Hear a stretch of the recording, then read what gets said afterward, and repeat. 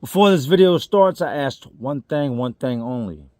Be respectful, keep an open mind. Understand that we're all human. Small mistakes, big mistakes, we all make mistakes. When you make those big mistakes, you're going to pay for those mistakes.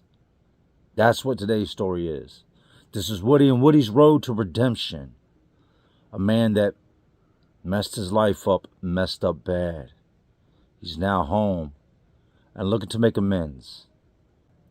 Be respectful, not just for the channel, but for him and the family. You already know what it is. Jay Williams, let's live life, and we're back. So today we have an interview. Today we have a man that was once a cellmate of mine. We spent several years in prison together. It was a good cellmate. It was a good friend. I remember when I left, I told him I would be in touch. I said, I won't forget you. And his response was what a lot of guys said, man, just go on somewhere, just go. Didn't really, I think, believe that we'd be back in touch. And that's just how it goes when you make friends with somebody. You expect them to, but most times they don't. But anyway, today we have Woody Wood on with us. And they call him Woody because, well, when I met him, he looked like Woody Harrelson. He I know you do, baby. looked like the guy from National Born Killers. I'll let you go ahead and introduce yourself to the world. You are? I'm Woody Wood, man. How y'all doing? Let me give you the backstory. When I met Woody, I was at Greensville Correctional Center. I'd been there for many, many years. And Woody had interstate compacted to Virginia from Florida. He was a Florida inmate who had been swapped out for a Virginia inmate, meaning they took a inmate from Virginia that resides in Florida that got in trouble and sent him back to Florida. Woody's people being here in Virginia, they shipped him here to Virginia to finish up his time. So he came into Greensville. That would be when we met. That's when we became friends for many years and are to this day. As you see, we're at my house, not a place where many people come to. So what we're going to do, Woody, is we're going to get into the beginning. Think back to being little Woody, man. What was life like? Did you have both your parents? Well, I mean, I was raised by my mother, but I had a step pops who he was a good man. He was a good man, but at the end of the day, my mom, she pretty much raised me. I come from a household, we don't have much. Mom worked 3 jobs. She took care of us, and life was good at times, but we struggled. Right.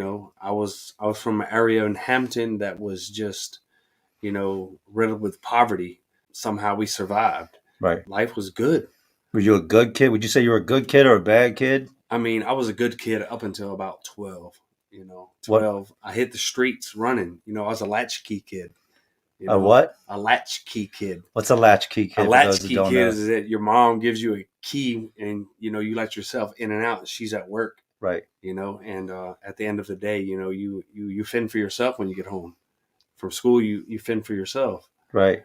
Life was like, on the streets. Like I come home, I make something to eat, and I just hit the streets running straight out the door. Straight out the door. Did you start getting in trouble at that time at 12? Yeah, I was like doing odds and ends and breaking into houses and doing things that I wasn't supposed to, throwing things off the interstate at cars and just being a little juvenile delinquent. Yes, yeah, and moms never knew about it. The first time I got in trouble was I'll never forget it.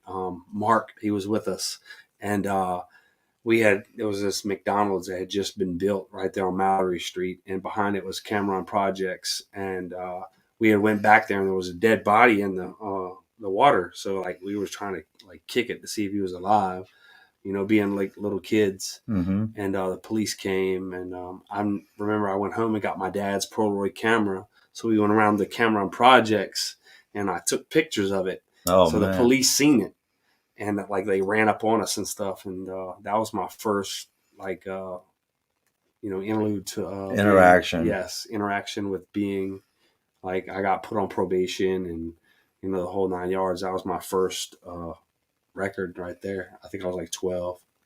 Damn. So when would be the first time you got locked up? How old were you when you got locked up for the first time? 14, man. We had like went to this new construction area and I bashed in all the walls and like with a bunch of friends and like vandalism. Just tore some stuff new up. construction. Y'all just went in and just smashed these people's work all up. Everything. Just bad little kids, I man. got locked up for that. You know, I spent about a month in juvenile detention out in Newport News, and it wasn't right. You just kept going from there. Yeah, pretty much, man. And just met up with the wrong crowd, and got my life together for a little while, and just tried to do the right thing, but it just like trouble always found me because I was like the limelight of the area, and people knew me, and being around people, and just didn't care. How did you end up in Florida? I was on probation here in Virginia, and I had violated my probation. There's a place called the Radisson. Well, it was the Radisson. I don't know what it's called, but we stole a boat, and I got an unauthorized use of a boat, and got locked up. And I stayed the weekend in jail, and an ex-girlfriend had come and bonded me out, her mom and them. And I was like, I'm not reporting to my PO. And I had a buddy down there in Florida, in Miami. So you took off. So they were looking for you because of the boat? Yeah, they were looking for me. And you were on probation. Yeah. So you can't go to the PO because they're looking for you. They're going to violate They're going to violate you and lock you up. Yes. So you're bucking on probation, and now you're going on the run. Yeah. So I dipped to Miami, man. I'll never forget it. I got off the bus, and I called my homie. He called me a cab. He was at work, and like I got there, and he was like, "Man, you're here. I'm on Ocean Drive down in Miami." He worked at 7th and the Ocean at a place called the Avalon.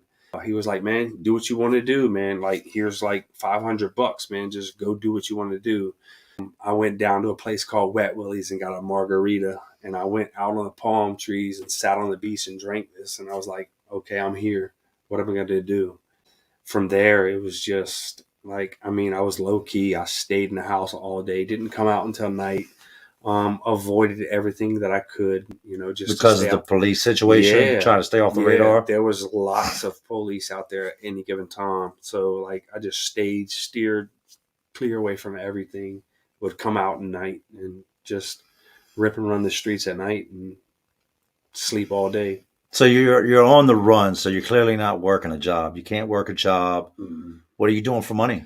Well, I'd lived in Wynwood, down there in Miami, right across the street from Roberto Clemente Park, and I met this Spanish dude, and he kind of like put me on the dope deal, and started selling like dime bags of weed, and just like peddling, just making a little bit of bread, just to keep myself afloat, and it escalated from there.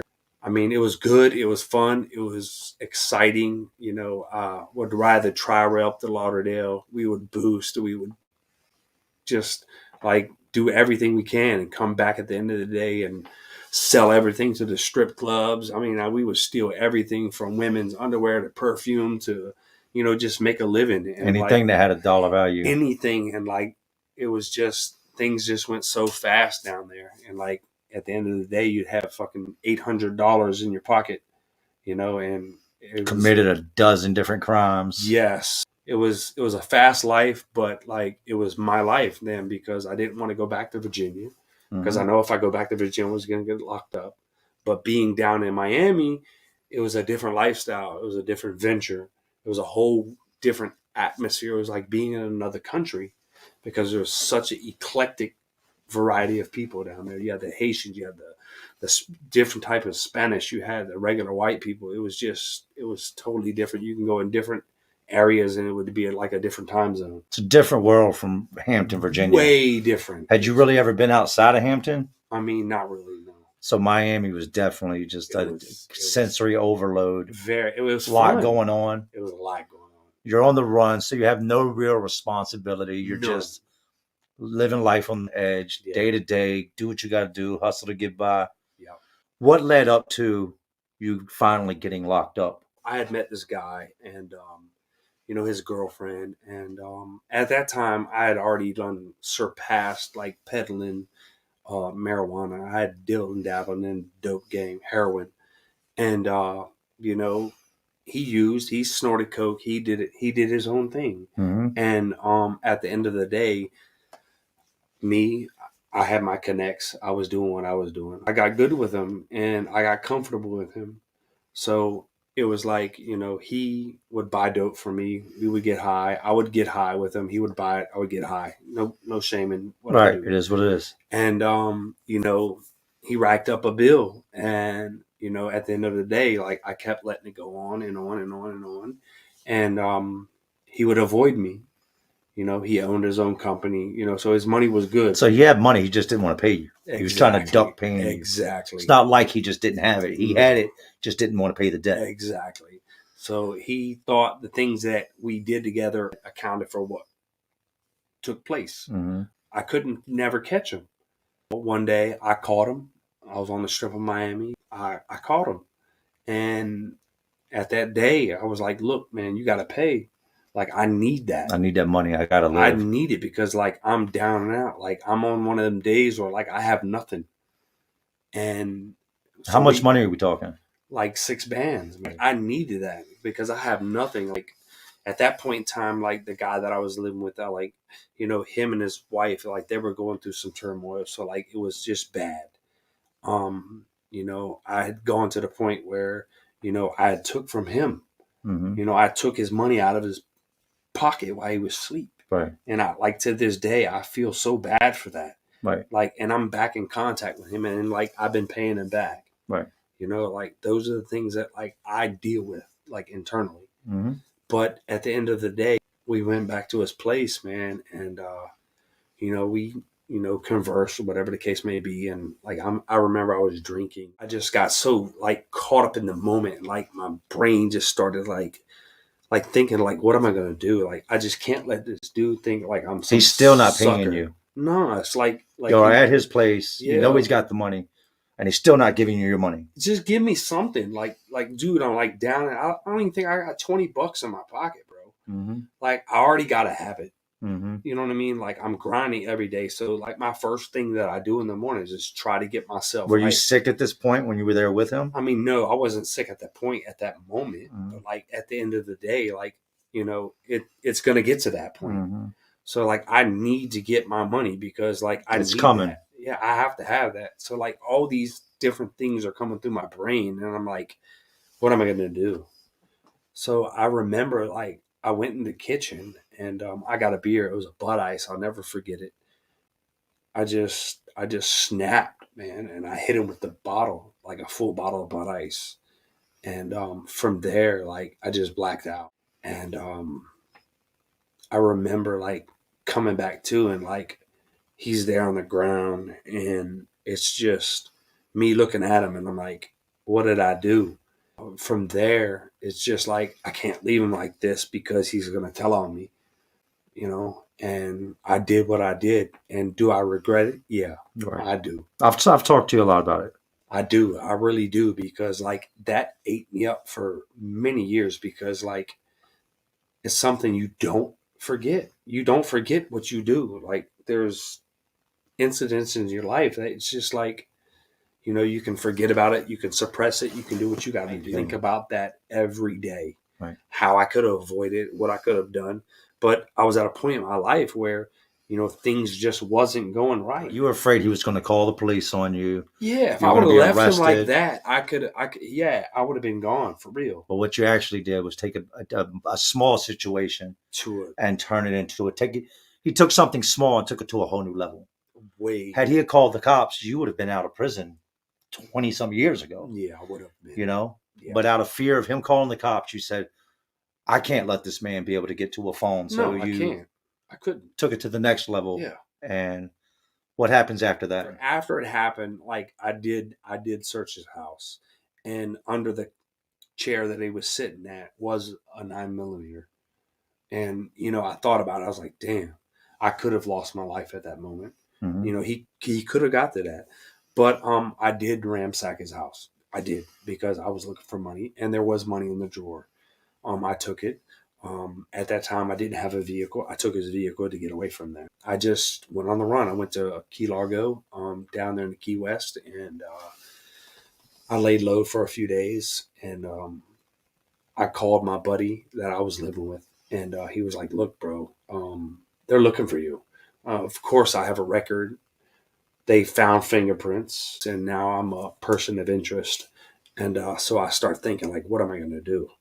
So I called my mom, and in so many words, I didn't tell her what had happened, but I just told her I needed her. So she, sent me money Western Union through a friend of hers. I told her not to send it in her name. Right. For a few more days, I was living like that. I called a friend of hers, and she was like, look, you need to call your mom.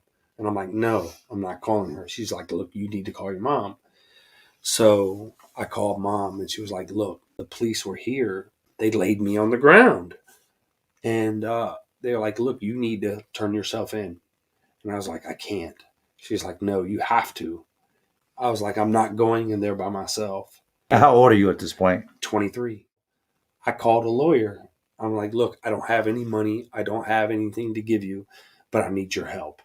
I said, I'm not turning myself in without an attorney. I said, I have a serious charge that they're going to charge me with, and I don't want to be there by myself. He took me up on my offer. I met him in a Kroger shopping center in Miami. He picked me up. We drove around. He bought me lunch. He took me to the police department. They were like, who are you? And he was like, look, da da da da da. They was like, but we don't know anything about you. That's what the police department said? Yeah. So you hadn't been charged. You were a person of interest. Yeah. And, they needed to talk to you. They wanted to talk to me. And about 5 minutes later, as we were going to walk out, some detectives walk out the side door, and it was like, hey, you come with me. So we went in there, and I basically didn't tell him anything, Denied everything? No, I didn't deny it. I just didn't say anything. You invoked your right to remain silent. Pretty much. I've told you in the past, the best thing you can do during a police interrogation is to say nothing. The Fifth Amendment, the right to remain silent. About your friends, anything you tell them, they are 100% going to present to a judge, a jury, to try to get a conviction off you. So you want to, number one, have a lawyer. I'm not trying to tell you how to be a criminal. I'm telling you what to do to defend yourself. Number one, you want to have a lawyer. His job is to defend you. His job is to speak up for you. Number two, the least you say, the better. They get to questioning you, and you said you just pretty much clam up. Y'all want to talk to me? Y'all talk to me, but basically I have nothing to say. And so they pretty much wrapped it up. I beat him out of a pizza. Yeah, I made him. Can we get you something to eat? Did I? They got me a pizza, thinking they're going to get something out of me. I eat the pizza, and pretty much, they at the end of the conversation, they put me in a holding cell. They came and they gave me my arrest warrant, and they had charged me with first-degree murder. I read the A statement, which was down in Miami. They know it's the A statement, it's the arrest affidavit. I read it, and it didn't match up to what I knew happened. Because they're just putting pieces of the puzzle together, and they've got some right and some wrong. Yes, they had a lot wrong, and it was first-degree murder, and I had no bond. I didn't even think about a bond. My people couldn't have got me out anyway. Mm-hmm. And I sat in the holding tank for about 24 hours, and then they transported me to Dade County Jail. That in it of itself is just a terror dome. It's Dade County Jail? It is by far the worst jail I've ever been in. It's bad. Walk into the pod, man, and they got a house man, and you got to fade the house man. You have to fight that dude. You have to shoot a fade on one-on-one, and win or lose, you got to fight that dude. The meaning of sleep late, lose weight. Look, they set the trays down. If you're asleep, you're not gonna eat. Right? Yeah, that's 99%. They of do places. not pass trays out and hand them to you. Well, No. At least when I was there, They push the cart in, and that's it. It's over with. If you don't get up, and if dude in front of you decides to take 2 trays, and you're the last man to get a tray, you're hit. You're not going to get it. Right. And plenty of times, guys take 2 and 3 trays at a time. Right. So especially if it's a good meal. Exactly. Don't let it be chicken on the tray. Oh, you're third, fourth in the line. You're hit. You're hit. So yeah, it's bad. So you're sitting in Dade, and you've been charged. What's going on with the Virginia stuff? You've got this stuff going on in Virginia. What's going on with that now that you've been picked up? They hit me with the PB-15, and which is a probation violation. That pretty much stayed idle through my whole time. They hit me with that. I hit the video court, and they was like, look, pretty much the outcome of this, you're going to have a charge pending against you, waiting for your extradition to see what happens upon the demise of your charge in Florida. I went through months of going back and forth in court and hearings, and I found out, very early that I was facing the death penalty. In Florida, they have the right to, in first degree murder, there's only 2 sentences, life or death.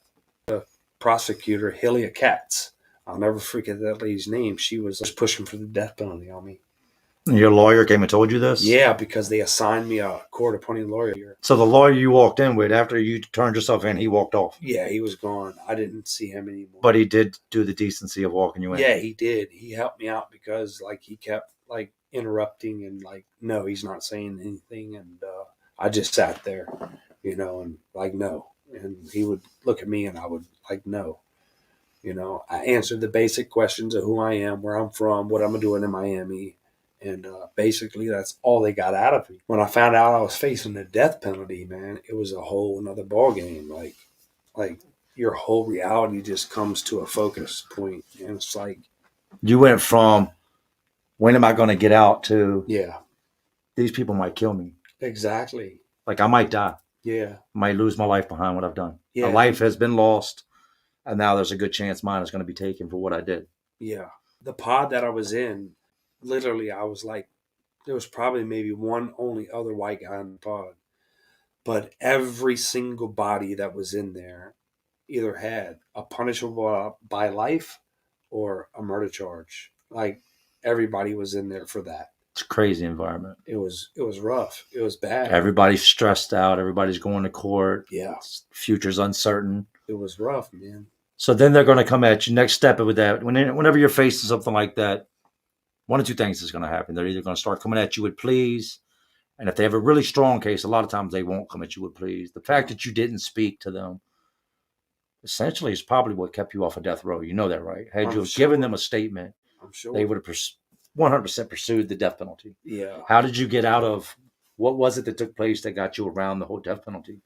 Believe it or not, man, my victim's family are really strong Christians in the Miami community.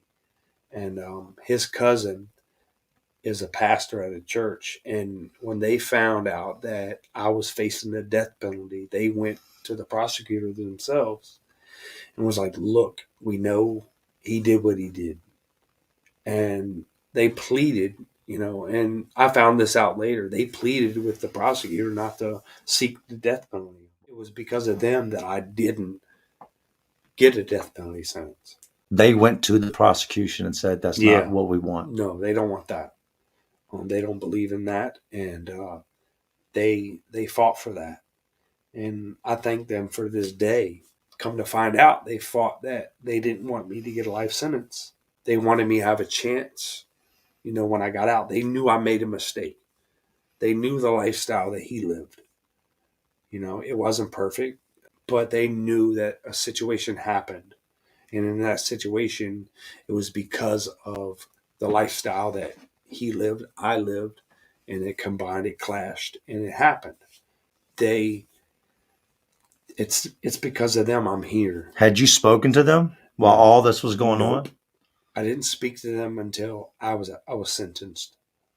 So then they start. Of course, if you say they spoke with the prosecutors and they said, no, we don't want the death penalty and we do not want him to do life in prison. Yeah. So from there, they're going to start coming with pleas. Yeah, what were your pleas? 60 years. Yeah. Wow. They told me it takes 60 years. That's not a plea. No. It's a life sentence. Yeah. And then they come back with 40 years. So that's a life sentence. And then they came back again with 30. And then they asked me what I would take. I said 20. And they said no. Meet you in the middle with 25. They met me with 25. My lawyer said that the prosecutor said, if you don't take this, that she would give me a life sentence. I will never go home. I asked for 24 hours. I called my mom and I asked her how she felt about it. And she said... And I've met your mom. Mom's very, bless her heart, very wonderful woman. Yeah. She passed away in 2017. Right. She told me, she said, it's a long time. She says, but I'll be there for you. Right. She said she was for me. And she was. It was hard. It was really rough. But I called my lawyer the next day. I said, I'll sign. We went to court the following week. It was January 22nd. I went into court. My judge was Jill Freeman, and she read everything out. She said she has never heard of a case like this in her whole time on the bench, where a victim's family was a proponent of me, of the defendant, advocating for you. Yeah, I remember her saying that it'll give the victim's family an amount of peace that they have forgave me for what I've done. Mm-hmm. And the victim's family, when they spoke, they asked the judge if they could speak to me. And she says she's never allowed that. After I was sentenced, they came and they talked to me. I'm literally like this close to them. I'll never forget his cousin came up. There was like 5 of them there. He was the like spokesperson, and he talked to me. He was like, "Look, our family don't hate you. We love you." And that's powerful. He says, "We just ask 2 things of you." He says, 1, find your higher power. Find God. Yeah. And he says, make better choices and decisions when you go home. For years, it didn't resonate with me. Well, of course not. You've got 25 years. You're in survival mode. Yeah. I had a Buck Rogers date. My date was 2026. I'll never forget it. And then what year was this when you got sentenced? In 01. 2001. Yeah.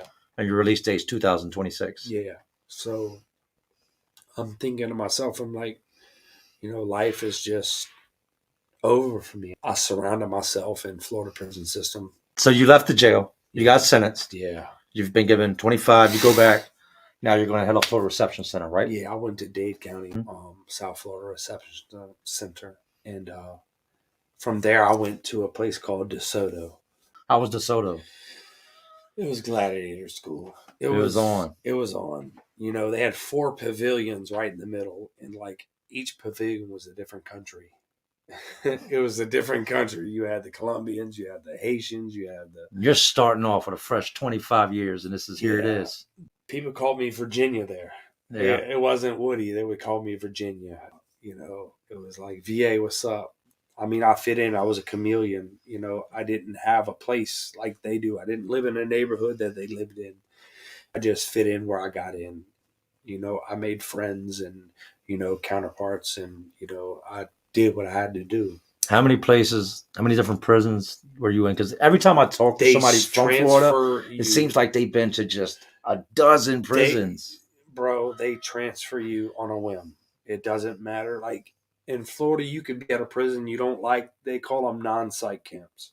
You could be there and then you just declare a psych emergency and go see the psych doctor, get put on some pills, don't take them, and they transfer you to another institution just like that. Boom. You don't want to go to the Panhandle because they got the white crackers, the black crackers, and like the police don't play. Right.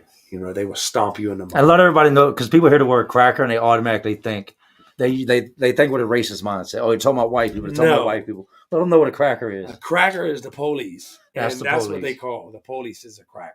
Right. Because you hear a lot of white dudes like cracker. That's just a term used for police down in Florida. If you're the guard or you're a cop or you're something of that shape or form, you're a cracker. They call you a cracker because the cracker terminology is one that cracks the whip. And it's bad because the police are your arch enemy down there. It's bad. When would you say, out of all of Florida, was the worst place you ended up at? Columbia CI. That was by far the worst. In a month's time, like 5 people were stabbed to death.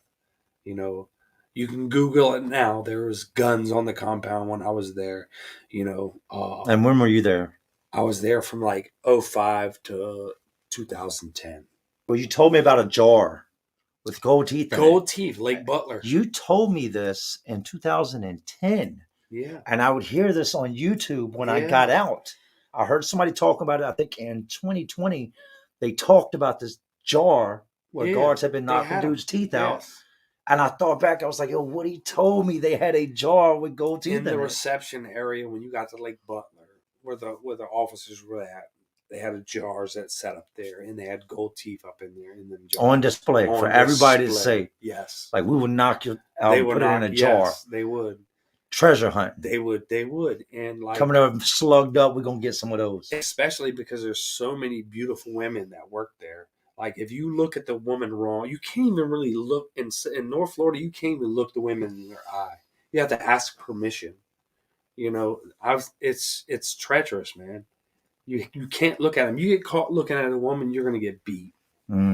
It plain might not get beat right then, but you're gonna get beat. So you're not just worried about the inmates stabbing you and the inmates attacking you. You got to worry about these guards. Exactly. The Like, officers are gonna take off on you and just smash your head, knock your teeth out, and add them to the collection. And this is every guard, because Virginia's got some guards that are heinous, and then, but for the most part, 90% of them are protocol.